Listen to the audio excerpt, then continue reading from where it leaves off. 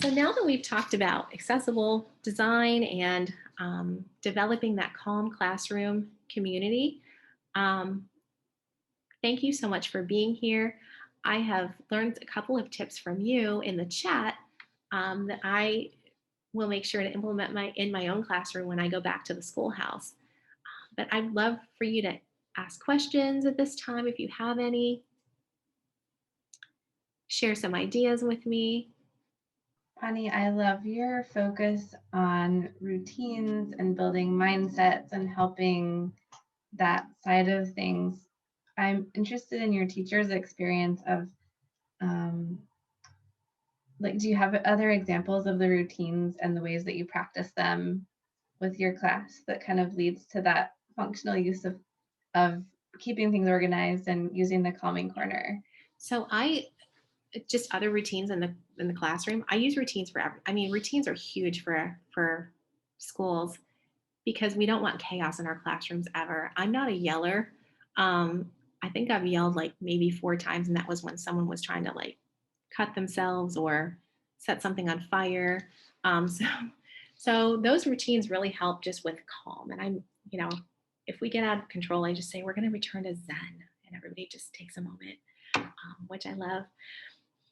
But I use routines for everything from lining up at the door to getting our backpacks at the end of the day.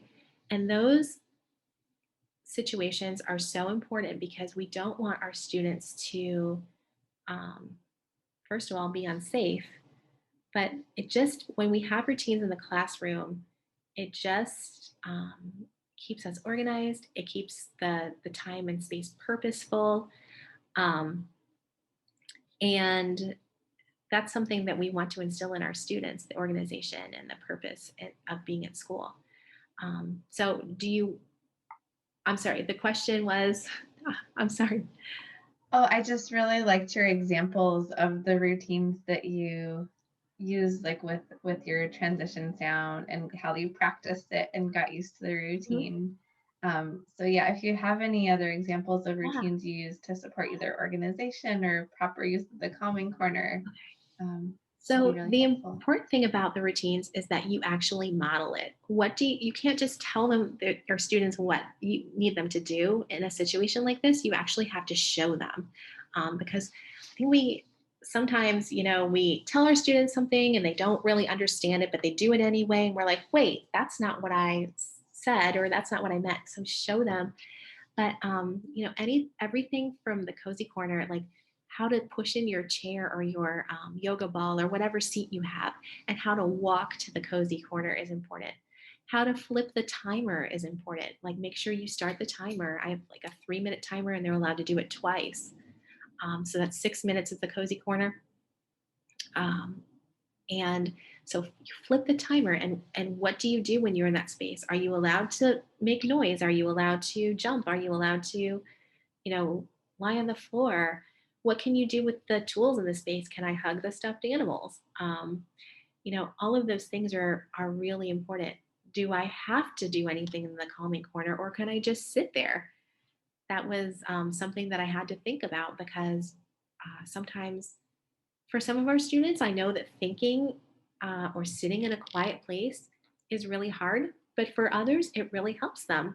And so, all of those things, I think, are routines that you have to teach, but they're dependent on the level of learners you have and also how many you have in the space. Um, even going to get your backpack at the end of the day, what does that look like? Does everybody go at the same time? Do you call them by bus? How do we want our students to walk to that space? What do they do when they have their backpack? Is there a certain way that you want your students to pack their backpack? I do. I have my students like put their folders in first and then their lunchbox. We have a very rigid system because we don't want anything to be left behind.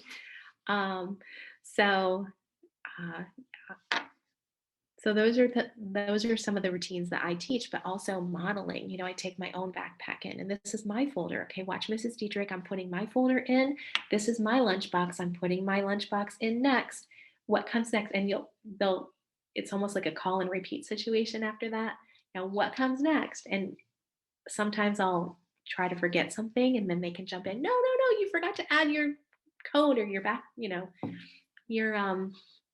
your red folder for school. So make it fun. I I have really like how you're modeling all these executive functioning skills.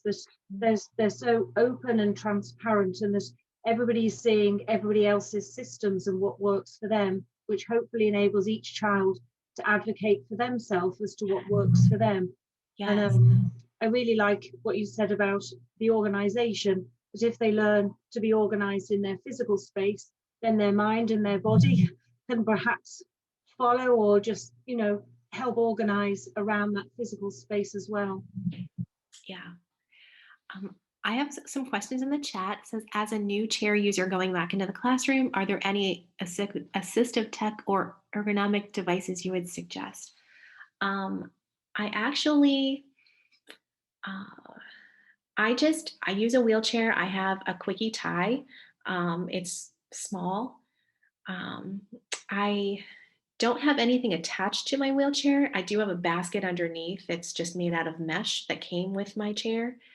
I do have I don't remember what it's called, but my district does use Promethean boards. And so I have a pad, it's probably about this big, that lets me write on it. And whatever I write on the pad goes right to the board. But I now know that Promethean has boards that raise and lower as well. And since my school is older, we're actually going to move to a brand new school in a couple of years. Um, I'm hoping that my um, new school will have the Prometheans that raise and lower as well. I noticed that you had stools for all your students. How has that experience been? Do you have any options for variety in seating? So I do have this photo was actually taken on the first day of school when everybody had a stool. The reason I have stools in my classroom mostly is because the chairs that my district uses or the chairs that my school had were too heavy for me to lift. And as I mentioned earlier, I have cerebral palsy on the left side of my body. So the left side of my body doesn't have a lot of muscle tone. Um, and putting the chairs up and lowering them myself was really difficult. So we came up with the idea to use the stools, which also the legs of the stools are a little bit more narrow than a chair, so I can fit my wheelchair into the spaces a little bit better. But I do have chairs that are lighter. I have some yoga balls and some other kinds of seating that students can use if they don't like the stool or need a back on their seating. Do you have any recommendations, like for a teacher who has a classroom that looks like one of those first examples that we looked at? Like, what would be a good first baby step to start making the space more accessible?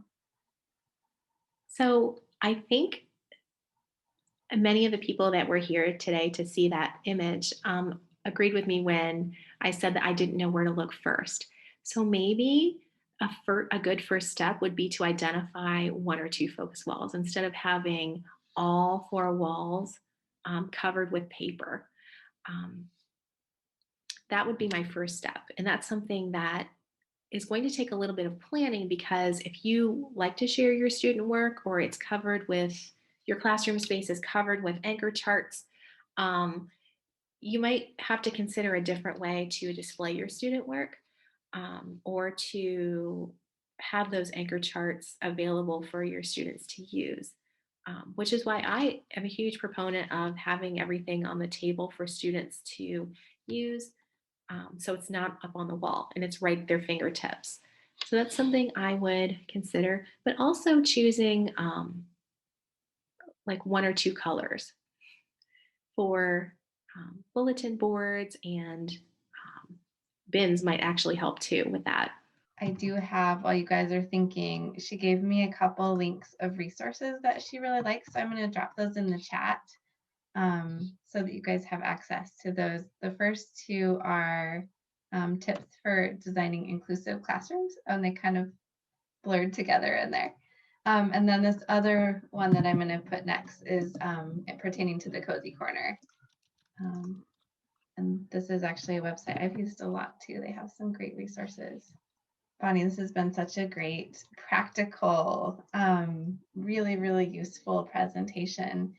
And I think even in your presentation style, you kind of embody this just calm, regulating tone of voice. Awesome. Thank you so much. We have lots of thank yous in the chat Oh, and lots of appreciation.